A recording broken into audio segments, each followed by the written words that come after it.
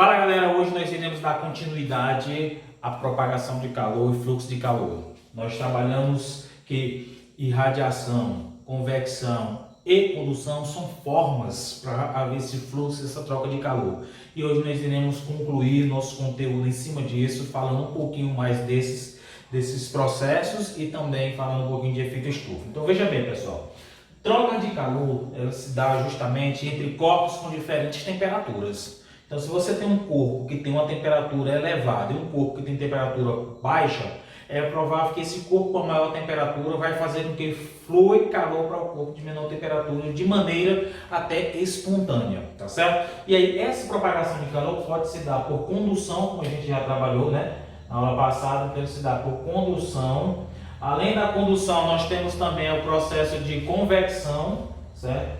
Convecção, o calor se propaga nos fluidos, tá certo? Convecção. E o processo de irradiação. Então, são os três que a gente mais vai utilizar. Nós vimos que o condução ele precisa, pessoal, de um meio para se propagar. Que meio é esse? É um meio sólido. Então, ele precisa de um meio para se propagar. Então, sólido é um meio de propagação que a condução utiliza para fazer com que esse calor flua de um corpo de maior temperatura para um de menor temperatura. Então, a convecção, pessoal, ela vai trabalhar justamente com os fluidos, certo? Com os fluidos. Esses fluidos que ela se refere aqui, está justamente interligado aos líquidos, tá certo? Líquidos e aos gases. Então, são os dois que utilizados pela convecção. E a irradiação é o único que se propaga no vácuo. A gente já viu que vácuo é um lugar onde não tem a ação do ar, um lugar sem ar. Então, se é um lugar sem ar, fica complicado para ocorrer a convecção e não ocorre também a condução, porque ele precisa de meios sólidos para se propagar. E a convecção precisa de fluidos para que haja essa propagação. Então, nesse caso aqui, nós temos os três processos de propagação de calor. Perfeito, pessoal? Nós também trabalhamos com os corpos que são corpos escuros, tá certo? Eles absorvem mais calor do que os corpos claros. Os corpos escuros são bons absorvedores de calor. Então, nesse caso, as roupas escuras ou pretas no dia a dia, principalmente se for uma região quente, favorece com que você tenha uma temperatura mais elevada, que você tenha a sensação térmica mais elevada. Então, aconselhável usar o quê? Cores claras ou roupa branca, porque o branco faz a reflexão desse calor. Então, o branco reflete esse calor. Então, para dias quentes, o ideal é que você use roupas claras ou até mesmo branco para poder facilitar ainda esse processo da propagação de calor e não ter essa sensação térmica de calor elevado quanto a cor escura que favorece a isso. Então, veja bem, no processo de irradiação, você já deve ter visto na geografia a questão da ilha de calor, você já deve ter visto na geografia a questão do efeito estufa. Então, isso realmente acontece. Por exemplo, se nós temos aqui a parte do Sol em si, então ele manda um raio de luz, nós temos aqui a parte atmosférica, tá certo? Nós temos a parte atmosférica, nós temos aqui na Terra, nós podemos ter uma estufa, tá certo? Uma estufa. Então nós temos uma estufa e essa estufa vai o seguinte, ó.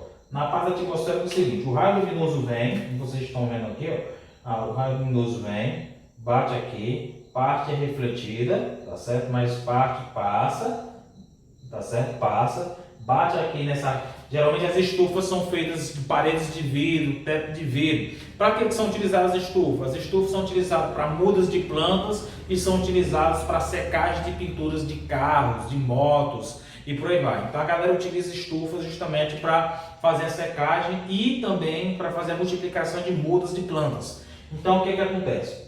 Essas paredes de vidros aqui, elas recebem, obviamente parte também é refletida, mas parte vem. Essa parte aqui do chão, ele é escuro, pessoal. Ele é escuro porque a função dele é absorver, tá certo? A função dele é absorver calor.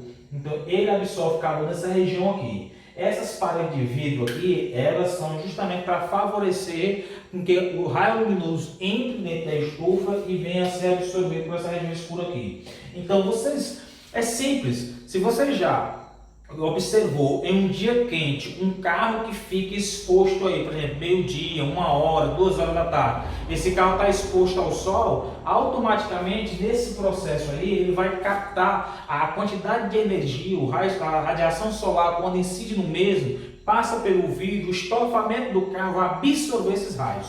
Então esses raios entram aqui na estufa e são absorvidos.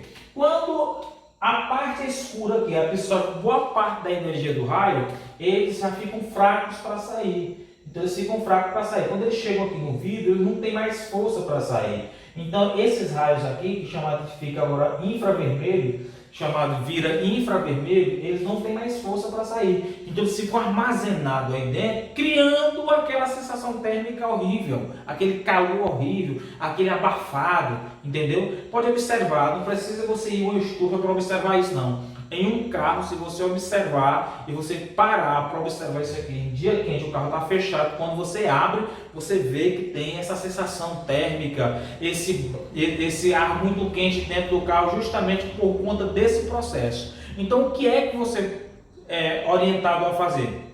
Baixe o vidro do carro, ande com o carro pelo menos com 1 minuto, os vidros baixos, justamente para o ar externo circular. Como esse ar que está aqui, ele está aquecido, e por ele estar muito aquecido, a tendência é ele o quê? Sair, ele ser mais leve, então ele vai sair, tá certo? E depois você fecha o vidro, liga o ar-condicionado e aí segue de boa. Porque se você entrar no carro com ele fechado, na situação que está, com a alta temperatura elevada e ligar o ar-condicionado não vai ter eficiência para esse ambiente, porque é muito calor para dar conta, o ar-condicionado dar conta. Então o ideal é que você baixe os vidros para esse calor se esvair, sair e assim o ar-condicionado ter uma boa funcionalidade. Beleza, pessoal? Então isso fica a dica, fica a orientação que vocês devem levar em consideração aí. Então todo esse processo aqui ocorre por irradiação térmica, por irradiação. Bem, na parte de condução, como eu disse para vocês, nós trabalhamos uma formulazinha que ela é chamada de fluxo de calor, pessoal. Fluxo de calor, tá certo? Esse fluxo de calor aqui é representado por essa letra, ó, fluxo de calor. Então, esse fluxo de calor aqui vai ser igual a quantidade de calor dividido pelo tempo, tá certo? Dividido pelo tempo. Agora, leve em consideração o seguinte, esse fluxo de calor aqui, ele é igual a potência. Potência também é quantidade de calor dividido pelo tempo. Então são muito parecidas, as formas são iguais na realidade. De fluxo e de potência, todos os dois é quantidade de calor dividido pelo tempo. Tempo dado em segundos, não é temperatura em graus Celsius não. Então aqui nós temos essa semelhança de fórmulas aqui que dá para a gente trabalhar. Nós trabalhamos também a respeito do fluxo de calor por condução, a lei de Fourier, tá certo? Que vocês devem ter visto aí. E nós trabalhamos com a convecção, que essa convecção ela trabalha com a diferença, se vocês observarem, de, tá certo? Temperatura, tá certo? A diferença de temperatura, quando eu falo de diferença de temperatura, eu estou falando justamente do ar quente, tá certo? Que o ar quente ele sobe porque ele é leve, e estou falando do ar frio que é denso, tá certo? O ar frio ele é denso, ele é pesado. Então, essa diferença de densidades, porque tem diferença de temperatura, acontece por conta disso. Por isso que eu disse para vocês que o ar-condicionado é colocado na região superior, para mandar ar frio de cima para baixo, tá certo? E que o ar quente sempre sobe. E aí nós tratamos, é só uma breve revisão para vocês verem que esses conteúdos eles são importantes e sérios para poder a gente tratar nosso dia a dia, tá certo? Tinha um exemplo aqui que eu queria mostrar para vocês, falar com vocês a respeito, pessoal, da garrafa térmica, tá certo? Então eu vou colocar aqui que trata muito a respeito da garrafa térmica. Muitas questões cobram a respeito sobre a garrafa térmica e muita gente não se dá conta disso e termina errando a questão. Então veja bem, quando se fala da garrafa térmica, eu estou falando o seguinte, ó, dos 3 processos de propagação de calor. Então, garrafa térmica, tanto faz se é a garrafa térmica que você utiliza para botar o café, quanto se é a garrafa térmica que você utiliza para colocar água. Então, bora lá. Garrafa térmica. Então, nós temos o seguinte, ó, a garrafa térmica ela tem um formato, ela tem um êmbolo, tá certo? Tem esse êmbolozinho de vidro aqui na parte inferior dela, ó. Esse êmbolozinho aqui, certo? Ele é a parte de vidro que fica lá na parte inferior, onde vai ser colocado o líquido. Nessa parte da garrafa de café aqui, ela é espelhada. Essa parte interna aqui, ela é toda espelhada. Como vocês podem observar aí, quando você vai lavar uma garrafa que você olha, você pode observar que ela é espelhada. Na parte de fora aqui, nós vamos ter a parte de plástico em si. Essa parte de plástico é a parte de proteção externa. Então aqui, ó, você pode observar que a garrafa térmica, ela quase não tem esse contato aqui. Ela tem uns pontos de interligação aqui para ter o equilíbrio e ela não quebrar com facilidade. Então o que acontece? Nesse processo aqui, nós temos o que a gente chama de vácuo. Vácuo é justamente porque não tem contato dessa parte da garrafa com essa outra aqui. Se você apertar, dependendo da garrafa, você sente que ela amassa um pouquinho, não é verdade? Dependendo do material. Então essa parte de vácuo aqui, ela evita, tá certo? Perder calor por condução. Ela evita perder calor por condução. Então ela faz com que essa parte chamada de vácuo aqui evite perder calor por condução. Não há contato, então não tem como haver a transferência de calor pelo contato, pela condução. Então ela evita perder calor por condução. Essa parte espelhada aqui do líquido, ela parte chamada de parte espelhada, tá certo? Espelhada. Então, essa parte espelhada aqui evita perder calor, ela evita perder calor por irradiação. Irradiação. Quer dizer o quê? Quer dizer que nesse processo aqui, pessoal, o calor tende a sair. Quando ele bate na parte espelhada, pessoal, o espelho é o melhor refletor que existe. Por isso que tem aquela brincadeira de pegar o espelho, vai lá pro sol e fica tentando colocar aquele foco de luz no rosto do outro. Justamente por quê? Porque o espelho, ele tem um poder de reflexão muito grande. Por isso que a parte interna é espelhada, então ela evita perder calor por irradiação, mantendo o líquido, no caso se for o café, quente por muito mais tempo, pessoal. Aqui na parte da tampa, pessoal, na parte da tampa, nós temos o outro processo, que é justamente, ó, você pode observar que nessa parte da tampa aqui tem umas borrachinhas e você tem que vedar bem. Essa parte é o processo da borracha em si, que evita, tá certo? Evita perda de calor, tá certo? De calor por convecção. Então aí, pessoal, evita a perda de calor por convecção nessa parte superior aqui. Então, se você observar, a garrafa de café em si, ela tem esses três procedimentos aqui, ó. Então, você pode ver questões de garrafa de café aí que pode se referir, ó. Nós temos os três processos, que é justamente quem? Convecção, irradiação e condução.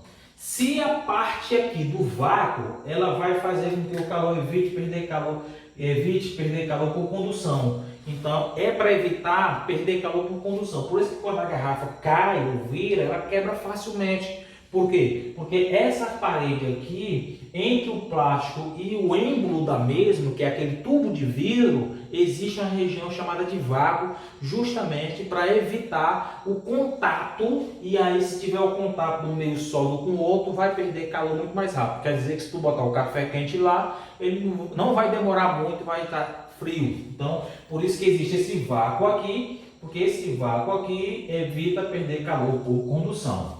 Essa parte espelhada aqui que eu disse para vocês, a região interna, essa parte espelhada evita perder calor por irradiação.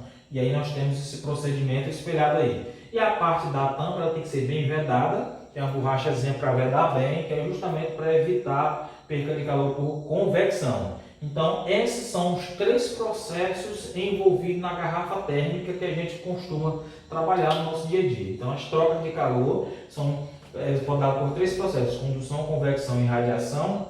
A condução precisa do meio sólidos, mas deixa eu dizer aqui uma coisa para vocês. Por que nas regiões muito frias, geleiras mesmo, a galera que está lá, chamada de esquimós, eles fazem uma casinha de gelo, chamada iglu. Essa casinha de gelo é justamente para à noite ele diminuir a temperatura. Vamos dizer, quando eu falo diminuir a temperatura, eu estou falando da sensação térmica, pessoal. Olha, O camarada está na região que é gelo. O gelo está lá, menos, vamos dizer assim, a menos 15 graus, menos 20 graus Celsius, menos 30 graus Celsius. Aí ele faz uma casa de gelo, como é que pode funcionar? A casa de gelo é o seguinte, pessoal, nós sabemos que o gelo, a água se solidifica a 0 graus Celsius e vice-versa. Então ela entra em fusão também a 0 graus Celsius. Quer dizer que isso está na região que é gelo. Faz uma casinha com bloco de gelo, ele vai entrar nessa casinha chamada de iglu. Esse iglu aí, ele pode estar uma temperatura de 0 grau, menos 1 grau, 2 graus, por aí vai.